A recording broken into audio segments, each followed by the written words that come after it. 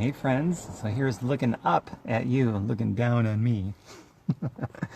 So today is April 1st, 2018. It was April 1st, 2006 marks the last day of the last job that I ever had, and I'm going to circle all of this back around to you.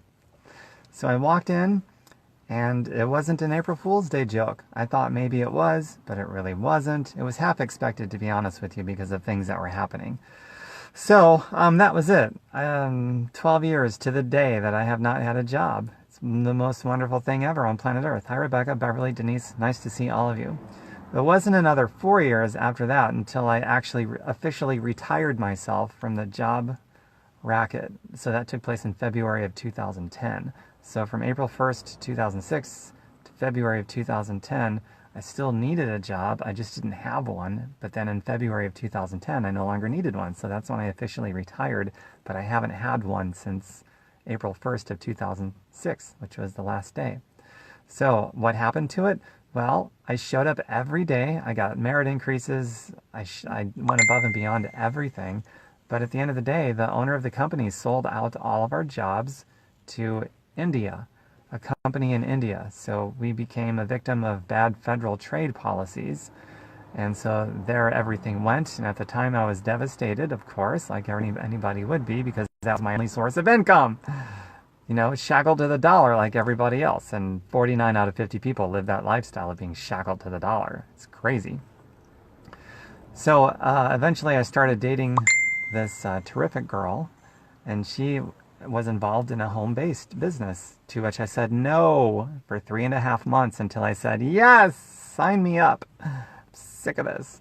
So I signed up after 3.5 months of saying no, and I had to learn. That was my saving grace, because I didn't know what I was doing. A straight D student, D as in David. I guess I got a couple C's here and there, but for the most part I was a D student. And so I wasn't too bright, but I was bright enough to say yes to this after 3.5 months of saying no. And my saving grace was I loved learning, so I had to learn from scratch, totally from scratch, and to do it in my spare time because I had no free time. So I ended up finding about 20 minutes a day to learn how to do it and to do it, and it took me about 2.5 years of doing that, about 20 minutes a day or so, to where I officially retired myself from the job racket. Imagine that. Learning from scratch until I could officially retire myself from the job racket. It took 2.5 years to do that. So if I wasn't doing that during that 2.5 years, then I'd still need a job. And well, now this is 10, 12 years later, and I'd still need a job. So that 2.5 years was going to pass anyway. And so when I look at it like that, it's like, yeah, holy crap, that's right. That 2.5 years would have passed anyway. So I'm glad I started doing things that I could thank myself later for. Which only took 2.5 years, so that's pretty incredible. So I had to learn how to add health and wellness and fitness to our lives and make residual money doing that. And that's really it. That's the whole thing, man. So in celebration of 12 years of not having a job and a little over 8 years of not needing a job to where I officially retired, in celebration of all of that, today and every day, I invite you to look at this and see if it's a good fit for you too. If it's a good fit to add health and wellness to our lives, including your own and people around you, and making residual money doing that. And making residual money is the process of unshackling yourself from the dollar and how your time is controlled and manipulated by dependency of money to pay your bills and eat. Nobody wants to live in that kind of manipulation. And people that say otherwise are just God-blessed liars. So nobody wants to live chained and shackled to the dollar and have their time dictated by their paycheck and their boss and living underneath the thumb of other people that can tell them what to do.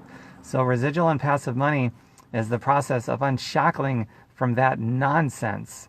And it's a beautiful form of rebellion against an establishment that needs your unquestionable obedience to just keep the status quo going.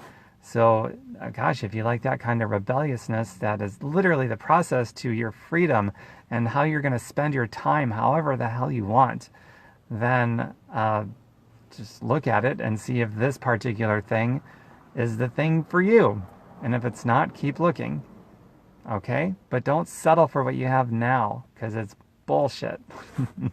Not your job, not the work that you do.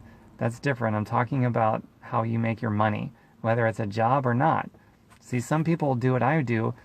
Some people, I emphasize some, and the ones that make it, they might decide to keep their job. Most of us decide to leave our job, but some of us decide to keep it. The important thing is it becomes optional. You become free. You're not needy on some company to take care of you. That's the difference. That's the important thing, is when it becomes optional. It just so happens most of us take the option of retiring ourselves from the job market, like I did. But it's the option that's cool. So that's all I want to say. An anniversary of my 12th year of not having a job. How wonderful is that? So the best way to get a hold of me is to private message me. I've got my website too, tombergmeyer.com. Just like it's spelled here on social media, tombergmeyer.com. You can look at that if you want to, but at the end of the day, private message me. We're human beings, we're supposed to have conversations, and that's way better. Okay, so I'm going to scroll up and read these comments now and maybe hang out for a minute depending on the engagement, and then I'm going to log off this thing and get on with my day. Looking forward to hearing from those of you that write me, for sure. Especially those that love learning and are curious and not happy with the status quo. Leslie, Sandy, Debbie, Emily, Mel, Christina, nice to see you all. Love your work ethic and your self-depreciation and honesty. I need this come April 5th on in a new space after being in and under someone else's control, etc. Never settle. Thanks, Tom. Cool, Christina. Well, then I look forward to hearing from you, I guess, April 5th. That's only 4 days from now, so I'll hear from you soon, Christina. Congrats. Thank you very much for the congratulations. Hi, Mel.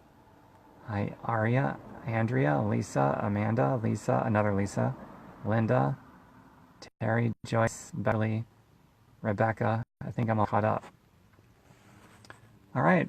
I'll talk to you guys soon over private message. Take care. Mwah.